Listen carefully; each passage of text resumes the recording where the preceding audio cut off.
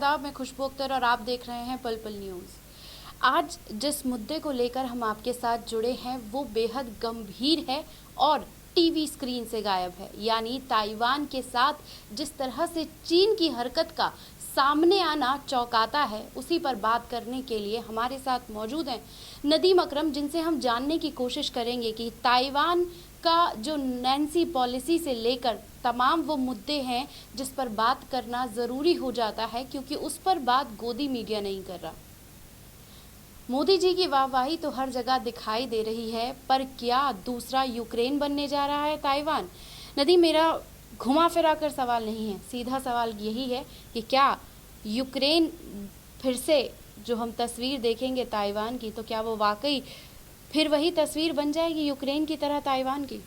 खुशबू, जैसे कि शुरुआत में आपने कहा कि चीन की हरकत, चीन का और ताइवान का जो मसला है काफ़ी बरसों पुराना है, क्योंकि ताइवान जो है वो अपने आप को एक आज़ाद मुल्क मानता है, चीन उसे अपना हिस्सा मानता है और इसी को लेकर के काफ़ी लंबे समय से दोनों देशों के बीच, या यूँ कहें कि आपसी रंजिश चल रही है। और जब आपसी रंजिश चलती है, इसमें जैसे कि नैन्सी पेलोसी का आपने जिक्र किया, अमेरिकी संसद की स्पीकर हैं, अचानक जो हैं वो पहुंच जाती हैं। और इनके दौरे से पहले की जो तस्वीर थी वो ये थी कि ये बताया जा रहा था कि ताइवान जो है नैन्सी पेलोसी जा सकती हैं, और जो बाइडेन का भी लगातार जोर था कि हम ताइवान के साथ हैं, क्योंकि यूक्रेन जो बनने की जिक्र चल रही है, हमें पॉइंट ऑफ पॉइंट एक एक चीज़ को समझने की ज़रूरत है। क्योंकि नैन्सी पॉलिसी पहले कहती हैं कि हम नहीं जाएंगी, क्योंकि जैसे ही अनाउंसमेंट अमेरिका की तरफ से होता है व्हाइट हाउस से कि नैन्सी पॉलिसी ताइवान जाएंगी, तो चीन कड़े शब्दों में एक अल्टीमेटम दे देता है कि आग से खेलने का काम जो है वो अमेरिका ना करे। क्योंकि अमेरिका की ये कहें कि एक रणनीति रही है, वो रणनीति ये रही है कि जब भी दो लोगों का आपसी मसला होता है तो दोनों देशों से अच्छे संबंध बनाने के चक्कर में जो कमज़ोर देश होता है उसको पूरी तरीके से सपोर्ट करता है, हथियार बेचता है, और उस कमज़ोर देश को ये लगता है कि वो तो बस अभी चुटकी की तरह मसल देगा सामने वाले देश को, जिससे अमेरिका की जो हथियार सप्लाई है वो कहीं नहीं रुकती है, वो चलती रहती है। एक मसला ये इसमें निकल करके सामने आता है। और दूसरा, जो नैन्सी पेलोसी जाती हैं अचानक से, उसके बाद से लगातार माहौल गर्म है। और अगर चीन ताइवान के बीच जंग होती है, उसमें अमेरिका का हस्तक्षेप होता है, तो साफ तौर पर हमें यह समझना पड़ेगा कि दुनिया अभी किसी और जंग के लिए तैयार नहीं है, पर दुनिया को धकेला जा रहा है दूसरी जंग की तरफ, जिसकी शुरुआत, जिसकी बीज बोने का काम अमेरिका द्वारा किया गया है। जी, इसमें एक सवाल ये है कि बीज तो बो दिए गए, तमाम तस्वीरें हमने हमारे गोदी मीडिया के ज़रिए देख लिया, लेकिन उसकी तस्वीरें इंटरनेशनल मीडिया ने दूसरी तरीके से दिखाई, जहां अमेरिका को खुद अमेरिका के पेपर ने क्रिटिसाइज़ किया, उसी के साथ साथ भारत का मीडिया अमेरिका की पीठ थपथपाता हुआ नज़र आया। लेकिन इन सब के बीच में जो एक बात बार बार जहन में आती है वो ये है कि क्या ताइवान ये हमला झेल पाएगा? क्योंकि अमेरिका से जब तक उनके पास हथियार आएंगे, आपको नहीं लगता कि ये छोटा सा देश कहीं ना कहीं तबाह हो जाएगा? खुशबू, ये चीज़ें ताइवान को सोचनी चाहिए, क्योंकि अभी हमने एक जंग जो है वो ख़त्म भी नहीं हुई है, लगातार दोनों देशों की तरफ से हमले अभी भी जारी हैं। और ये जंग जो थी वो जंग थी रूस और यूक्रेन के बीच में। ठीक इसी तरीके से अमेरिका ने बरसों से यूक्रेन को हवा देता रहा कि भाई साहब, आप तो जो हैं अभी चढ़ाई कर सकते हैं रूस पर, अगर रूस को कोई रोक सकता है, पुतिन की दादागिरी को कोई रोक सकता है, तो वो आप ही हैं जो इस काम को बखूबी अंजाम दे सकते हैं। अब यूक्रेन नाटो पावर की जिद करने लगा कि हमें नाटो में शामिल किया जाए।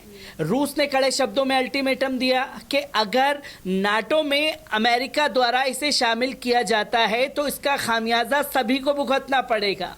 वहाँ अल्टीमेटम दिया जा रहा था, लगातार धमकी रूस की तरफ से दी जा रही थी, और ये समझाने के तौर पर था कि आप ये हिमाकत ना करें। पर फिर भी अमेरिका ने यूक्रेन को नाटो देश में डालने की कोशिश की, और जैसे ही डाल दिया गया तो रूस ने यूक्रेन के ऊपर हमला कर दिया। और हमने देखा कि किस तरीके से रूस के जो सैनिक हैं, चेचन्य सैनिक, जो कि दुश्मन को उनके घर में घुस करके मारने के लिए जाने जाते हैं, वो तस्वीरें लगातार सामने आई। और यहाँ पर आपने जिक्र किया इंटरनेशनल मीडिया ताइवान के मुद्दे को कैसे देख रहा है और हमारा नेशनल मीडिया। मैं पहले अपने नेशनल मीडिया की बात कर लूँ। नेशनल मीडिया हमें ये प्रिटेंड कर रहा है कि चीन जो है बाल भी बांका नहीं कर पाएगा अमेरिका का, क्योंकि ये मुकाबला ताइवान से नहीं है। चीन का मुकाबला सीधे तौर पर अमेरिका से है। ठीक रूस यूक्रेन के मामले में भी हमने देखा कि ये सिर्फ यूक्रेन से जंग नहीं थी, ये सीधा अमेरिका को ललकारने की हिमाकत थी, क्योंकि रूस यूक्रेन के मामले पर अमेरिका को घुटने पर आना पड़ा, तमाम चीज़ों के आगे सरेंडर करना पड़ा, तमाम चीज़ों से वो पीछे हटता हुआ दिखाई दिया। अब वही गलती जो है अमेरिका ताइवान के मसले पर कर रहा है। पर इस बीच में हमें ये देखने और समझने की ज़रूरत है कि चीन की जो पॉलिसी है, खासतौर पर फॉरेन मिनिस्ट्री, वो बदली है और वो फॉरेन मिनिस्ट्री मजबूत हुई है, जिसको नज़रअंदाज आप नहीं कर सकते। तमाम पड़ोसी मुल्कों को उसने साथ में लाने का काम किया है। तो चीन का खुले तौर पर समर्थन रूस को था, रूस यूक्रेन के जंग में, और रूस क्या चीन और ताइवान के मसले पर नहीं सामने आएगा। इसी में एक सवाल अब भारत की डिप्लोमेसी पर भी सवाल खड़ा होता है कि बार बार मीडिया ये तो बताता है कि भारत चीन को आंखें दिखा रहा है, लेकिन सच्चाई आपके और हमारे सामने है कि लद्दाख तक चीन ने अपने पैर पसार दिए हैं।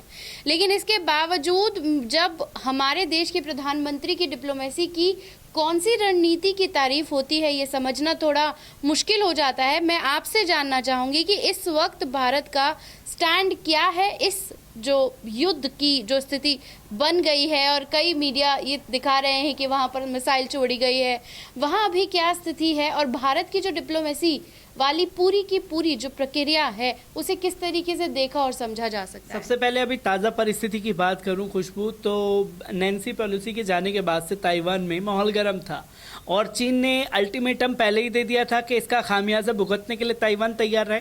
और अभी कुछ 1-1.5 घंटे पहले जो खबर सोशल मीडिया और तमाम ट्विटर के जरिए सामने आ रही है कि मिसाइल कुछ दागी गई है चीन की तरफ से, और जब ये मिसाइल दागी गई है तो ताइवान की तरफ से क्या रिएक्शन आता है, ये सबसे बड़ी देखने वाली बात होगी। अगर ताइवान, क्योंकि ये बताया जा रहा था कि नैन्सी पेलोसी के जाने के बाद चीन जो है लगातार ताइवान को उकसाने की कोशिश करेगा, और ताइवान का पलटवार अगर चीन के ऊपर हो जाता है तो यकीनन इस जंग की फिर शुरुआत कर दी जाएगी। चीन ने इसका आगाज़ कर दिया है, क्योंकि इस बीच जब ये तस्वीर सामने आई है तो अमेरिका की तरफ से युद्ध तोपें जो हैं वो भेजी गई हैं ताइवान में, ताकि अब आमने सामने सीधा ताइवान नहीं अमेरिका और चीन आमने सामने हो जाएगा। पहली परिस्थिति ये आई है। सामने जो अभी की ताज़ा परिस्थिति देखने को मिल रही है, इस पर हर किसी की नज़रें बनी हुई हैं, क्या ताइवान की प्रतिक्रिया आएगी जो मिसाइलें छोड़ी गई चीन की तरफ से। अब दूसरा जो आपने सवाल किया, भारत की जो रणनीति है वो क्या जाएगी, भारत सरकार का अभी कोई ऑफिशियल स्टेटमेंट नहीं आया है चीन और ताइवान और अमेरिका के मसले पर हमारा मीडिया जो है वो ये प्रिटेंड कर रहा है कि अब चीन को सबक सिखाने के लिए मोदी जी पूरी तरीके से तैयार हैं। मोदी जी जो हैं, मोदी सरकार जो है, हमारे देश के यशस्वी प्रधानमंत्री जो हैं, वो ताइवान के साथ जाकर के खड़े हो जाएंगे। पर ये चीज़ सोचनी पड़ेगी कि क्या असल में ये संभव है कि सीधे तौर पर मोदी सरकार जो है ताइवान का सपोर्ट करे, क्योंकि रूस यूक्रेन के मसले पर किस तरीके का स्टैंड था वो समझने की ज़रूरत है। जहां मोदी जी जो हैं, पुतिन से भी हमारे अच्छे संबंध, रूस से भी हमारे अच्छे संबंध, 2-2 ढाई घंटे फ़ोन पर बात करने की खबरें यही मीडिया चलाता रहा, और फिर ये भी बताने की कोशिश की कि मोदी जी फ़ोन लगाते रहे पुतिन को, पर पुतिन ने फ़ोन रिसीव नहीं किया। तो चुटकी लेते हुए तमाम लोग लिख रहे थे शायद मोदी जी से डर गए पुतिन, इसलिए फ़ोन नहीं उठा रहे हैं। तो कुछ ऐसे भी हास्यास्पद मीडिया की तरफ से देखने को मिले। पर जब भी बड़े लेवल पर मीटिंग हुई रूस यूक्रेन के मामले पर भी, भारत सरकार का एक स्टैंड ये था कि वो किसी भी मीटिंग में शामिल नहीं हुआ। वो ये दिखाना चाहता था कि साहब इंटरनेशनल लेवल पर हम किसी के साथ नहीं है, हमारे दोनों देशों के साथ अच्छे संबंध हैं, तो हम किसी से अपना नहीं बिगाड़ेंगे। चीन ताइवान के मसले पर उल्टा है। चीन लगातार घुसपैठ कर रहा है, हुकूमत बोलती है नहीं कर रहा है, और जब चीन लगातार हमले हमारे सैनिकों पर करता है, हमारी हुकूमत बोलती है कुछ नहीं हुआ है। अभी 2-4 दिन पहले ही राजनाथ सिंह ने कबूल किया कि चीन लगातार हिमाकत कर रहा है देश में एंटर होने की। पर यहाँ पर अगर मोदी सरकार जो है भारत का स्टैंड अमेरिका के साथ जाता है, तो वो खुले तौर पर ताइवान को सपोर्ट कर रहे हैं। क्या चीन अलग थलग पड़ेगा? क्योंकि चीन के पास जो है रूस का समर्थन है, ईरान का समर्थन है, तमाम जो मुल्क हैं उनका समर्थन है। क्योंकि अभी G7 के जितने भी देश हैं, अगर आप बात करें जापान की बात करें, अगर आप कनाडा की बात करें, अगर आप जर्मनी की बात करें, ब्रिटेन की बात करें, तो ये तमाम मुल्क जो हैं चीन को लेकर के अपना प्रतिक्रिया जाहिर करते हैं। और ये वही तमाम मुल्क हैं जो G7 में भी हैं, नाटो देश में भी शामिल हैं और रूस का खुले तौर पर विरोध कर रहे थे। क्या रूस के इन देशों के प्रेशर की वजह से क्या रूस ने यूक्रेन पर युद्ध रोका एक भी दिन? बल्कि अभी भी धीरे धीरे मिसाइलें दागी जा रही हैं, जिसकी तस्वीरें सामने आ रही हैं। चीन ऐसी हरकत जो है वो नहीं करने वाला और वो सीधे तौर पर अमेरिका से भिड़ने के तौर पर किसी भी हद तक जाने के लिए तैयार है, जिसका खामियाजा ताइवान को भुगतना पड़ सकता है।